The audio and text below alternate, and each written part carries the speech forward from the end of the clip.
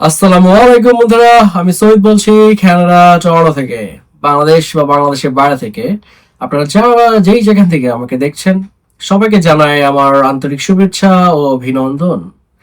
আপনারা যারা আমার চ্যানেলে নতুন বা পুরাতন এখনো পর্যন্ত সাবস্ক্রাইব করেননি, এট ফার্স্ট আমার চ্যানেলটা সাবস্ক্রাইব করে দিবেন। দেন নোটিফিকেশন যে বেলটা সেটা ক্লিক করে দিন, যেন ইন ফিউচার আমি কোনো ভিডিও দিলে সবার আগে আপনার কাছে পৌঁছে যায়।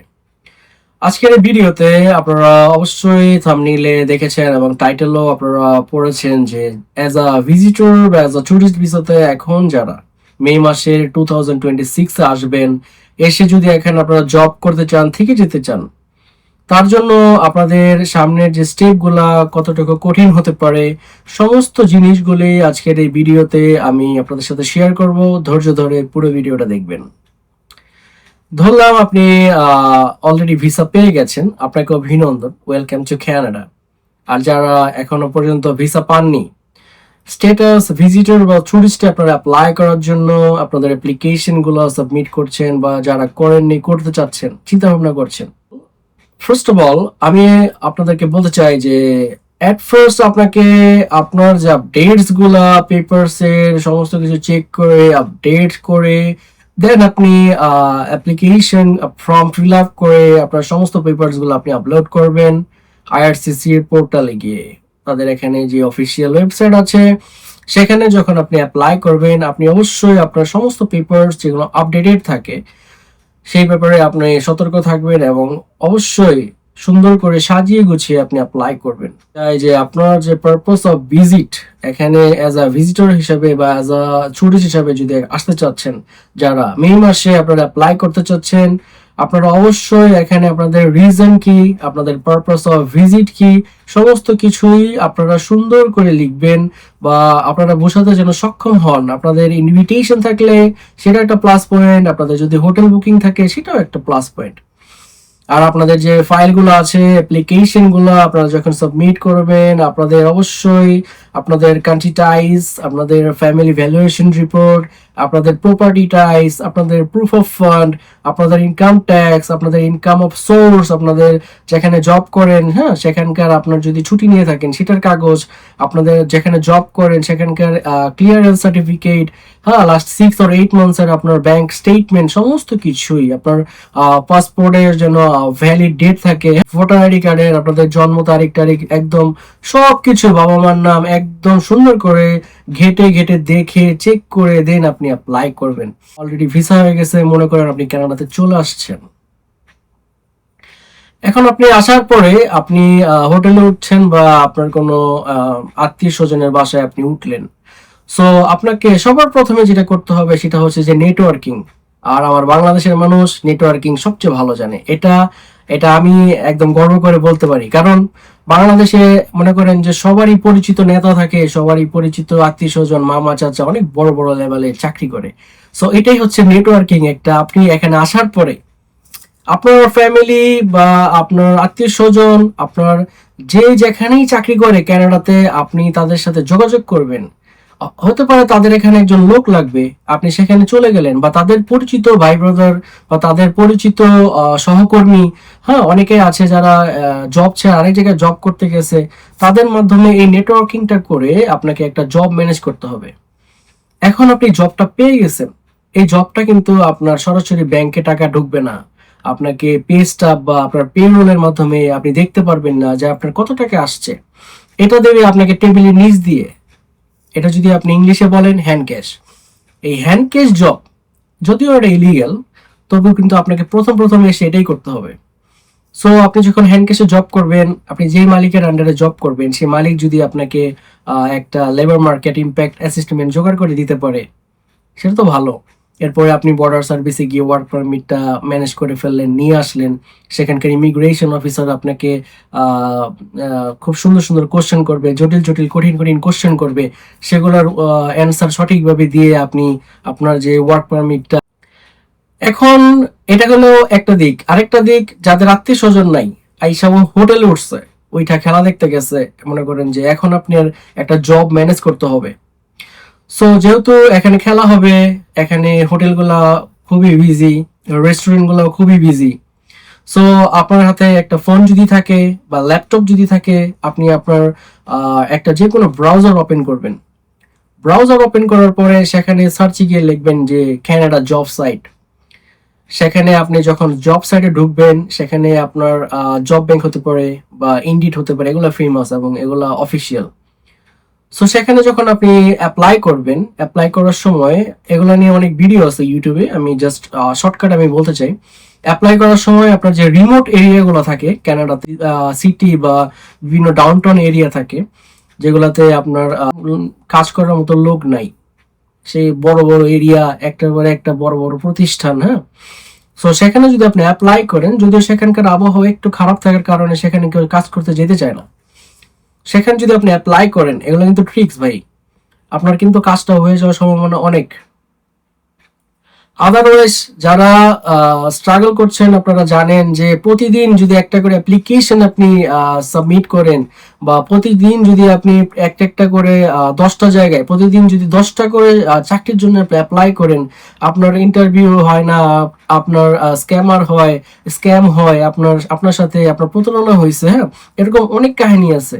আবার অনেকের আছে হয়ে যাওয়ার পরে বলতেছে ভাই আমাকে তো বলতেছে ওখানে গেলে আমার এখান থেকে টাকা কাইটা রাখবে, বা আমার কাছে 50,000 টাকা নিছে, এখনো পর্যন্ত আমার বায়োমেট্রিক ডেট আসতেছে না, এরকম অনেক কেস হয়েছে। সো এগুলা নিয়ে আমি ডিসকাস করতে চাচ্ছি না আজকের এই ভিডিওতে। আমি যেটা বলতেছি, ধরেন আপনি রিমোট এরিয়া গুলোতে যদি অ্যাপ্লাই করার পরে আহ, যদি আপনার জবটা হয়ে যায়, যখন জবটা হয়ে যাবে তখন আপনি ভিডিও ইন্টারভিউ দিবেন, হ্যাঁ। ইন্টারভিউ দিলে জব করতে যাবেন, জব করবেন, আপনার সমস্ত রেসপন্সিবিলিটিস গুলো থাকবে। যেখানে জব হবে সেখানকার মালিক আপনাকে একটা অফার লেটার দিবে, হ্যাঁ, আপনার একটা এলএমআই জোগাড় করে দিবে, সেখানে আপনার কন্ট্যাক্ট, আপনার সমস্ত ডিটেলস সবকিছু লেখা থাকবে। আপনার জব অফার লেটারের উপরে আপনার এলএমআই নাম্বার লেখা থাকবে, যেটা সার্চ করলেই আপনার এলএমআইটা চলে আসবে। আপনার এনওসি কোড লেখা থাকবে। সো আর এগুলো করার পরে বর্ডার সার্ভিসে যাবেন ক্যানাডাতে আপনার ওয়ার্ক পারমিট আনার জন্য। সেখানে গেলে আপনাকে সবার প্রথমে কোশ্চেন করবে যে আপনি কবে আসছিলেন, কেন আসছিলেন, আর আপনি এই জবটা কিভাবে ম্যানেজ করছেন। এই 3টা কোশ্চেন প্রথমেই করবে আপনারে। এরপরে আপনারা জিজ্ঞেস করবে যে আপনি কোন ওয়েবসাইট থেকে জবটা খুঁজে পেয়েছেন। অনেকে আছে নামই বলতে পারে না। সো এনওসি কোড জিজ্ঞেস করলে বলতে পারে না। আর এগুলো আপনার মালিকের নাম কি, হ্যাঁ, আপনার জব রেসপন্সিবিলিটিস কি, আপনি দেশে থাকতে কি করছেন, ইংলিশে জিজ্ঞেস করবে। এগুলো আমি আপনার বাংলায় বলে দিতেছি এই কারণেই যে আপনি যেন আমার কথাগুলো বুঝতে পারেন।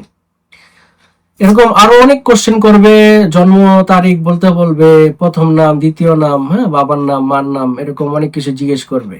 বাংলাদেশের মতো না যে ওই গেলেই মনে করেন এরকম চশমাটা নিচের দিকে নামায়া কলমটা নিয়ে এমনি সাইন করার আগে দেশের বাড়ি কই, তার মানে কি টাকা খাইতে চাইতেছে। এই জায়গার ইমিগ্রেশন অফিসার টাকা খাইবো না আপনার কাছ থেকে।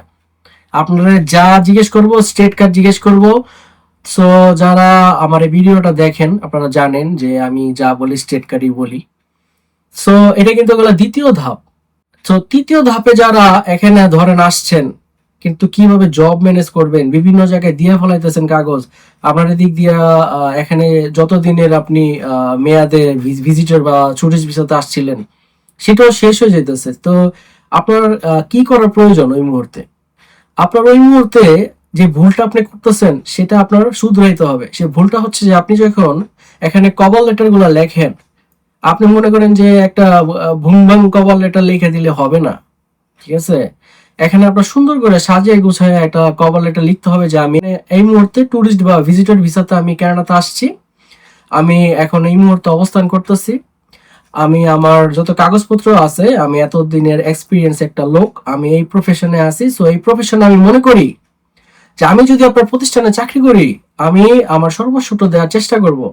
আমি আপনার প্রতিষ্ঠানে গিয়ে আমি সমস্ত প্রকারের কাজ করতে পারবো, এবং আপনি যদি সিনিয়র পজিশনে অ্যাপ্লাই করেন, আপনি এটাও বলতে পারেন যে আমি আমার যে টিমটা সেটাকে আমি খুবভাবে লিড করতে পারবো এবং তাদেরকেও নতুন কিছু শিখাতে পারবো।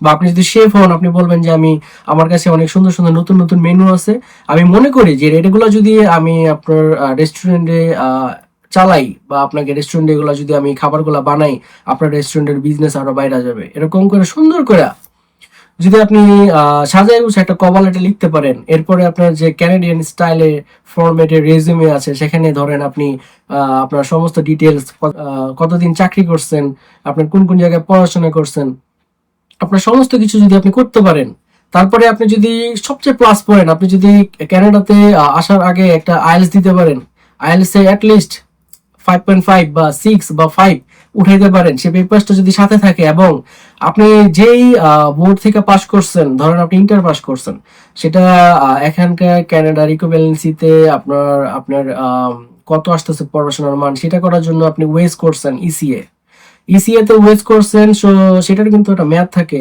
তো আপনার এগুলো যদি পাশে থাকে কাগজগুলা, আপনি যখন অ্যাপ্লাই করবেন পিডিএফ আকারে ধাপ ধাপ করে ঢুকে যাবে, মনে করেন যে আপনার রেজিউমের পরে সেই অফিসে তারা দেখবে যে না, আমার দেশের বাইরে থেকে এখন একটা কর্মী হায়ার করলে আসতে 8-9 মাস সময় লাগবে এখানে, কিন্তু এই লোকটা এই দেশেই আছে। আর আপনারা অনেকে এইটাও ভুল করেন, আমি দেখি যে অ্যাপ্লাই করার সময় কিছু দেখেন না, আন্দারে গুন্দারে অ্যাপ্লাই করে দেন। সবসময় দেখবেন যে নিচে লেখা থাকে যে এই জবটা শুধু তাদের জন্য অ্যাপ্লাই করতে পারবেন যারা এই দেশের নাগরিক, পিআর বা সিটিজেন। ওইগুলোতে অ্যাপ্লাই করা দরকার নাই, ঠিক আছে? ওগুলাতে অ্যাপ্লাই করা দরকার নেই, ওগুলা ছাড়া যেগুলো আছে ওগুলাতে অ্যাপ্লাই করবেন। তারপরও আপনার অবশ্যই খেয়াল রাখতে হবে যে এখানে আসার পরে অনেক আত্মীয় স্বজন বলে আমার পরিচিত এজেন্ট আছে, হ্যাঁ আপনি গেলে দেখবেন যে একদম এজেন্টে আপনাকে বলবে যে আমার কাছে তো জব অফার লেটার রেডি আছে, আমার কাছে এলএমআই রেডি আছে, হ্যাঁ আপনি এত টাকা দেন, 30-35 হাজার দিয়ে দেন, 30-35 হাজার টাকা না কিন্তু ডলার, কানাডার ডলার দিলে আমি এগুলা ম্যানেজ করে দেবো। আপনার আপনার যদি টাকা থাকে আপনি এগুলা করতে পারেন, কিন্তু সবাই তো আর এত টাকা নিয়ে যায় না, সবাই তো আর এরকম এত বড় লোক না। অনেকে আছে অনেক সর্বস্ব দিয়া তারপরে কানাডা আসে। সো আমি এতটুকুই বলতে চাই যে এইভাবে যদি আপনারা সুন্দর করে সাজিয়ে গুছিয়ে কভার লেটার রেজিউমে লিখে অ্যাপ্লাই করেন, যে কোনো জায়গা থেকে, আপনি বাংলাদেশ থেকে অ্যাপ্লাই করতে পারেন, হ্যাঁ। তো ভিডিও ইন্টারভিউ হবে, এখানকার এলএমআই কোস্ট আমি বলছি 1,500 কানাডিয়ান ডলার, এটা এই জায়গার মালিক দিবে যে আপনাকে নিবে। যে কাপড় চোপড় কিনা, কি কি কাপড় কিনে নিয়ে আসবেন, এগুলো নিয়ে আমার ভিডিও আছে আমার চ্যানেলে। হ্যাঁ এখানে প্লেনের আমার ভিডিও আছে, প্লেনে Dhaka to Toronto direct flight, ইস্তানবুলে 1 ঘন্টা ব্রেক দিছিল। সো আজকের এই ভিডিওতে আমি আর বেশ কিছু বলতে চাই না, সামনে ফিফা ওয়ার্ল্ড কাপ আসতেছে, পারপাস অফ ভিজিট দেখাইতে পারেন রিজন হিসাবে এখানে আসার। আপনার যদি ইনভিটেশন থাকে বা আপনার যদি হোটেল বুকিং থাকে, হ্যাঁ আপনার যদি দেশে ফিরে যাওয়ার মতো কারণ দেখাইতে পারেন, সমস্ত কিছু করে যদি আপনি অ্যাপ্লাই করেন, আপনার যখন ভিসা হয়ে যাবে, আপনি যখন এখানে আসবেন, এসে যদি আবার দেশে চলে যেতে চান, আপনি যদি দেশে না যেতে চান, এখানে থাকতে চান, জব করতে চান, হ্যাঁ তাহলে কিভাবে কি করতে হবে, আপনার স্টেপ গুলা কি, সমস্ত কিছুই আমি আজকের এই ভিডিওতে বললাম। সো ভিডিওটা যদি আপনার একটু উপকার হয়ে থাকে অবশ্যই একটা লাইক করে দিন, আর কমেন্টস এর মধ্যে আপনার যদি কোনো কোশ্চেন থাকে অবশ্যই লিখবেন, আমি অ্যান্সার দেওয়ার চেষ্টা করব। সো আজকের এই ভিডিওতে এই পর্যন্তই, দেখা হবে পরের ভিডিওতে। Thanks for watching my video, tata, bye bye.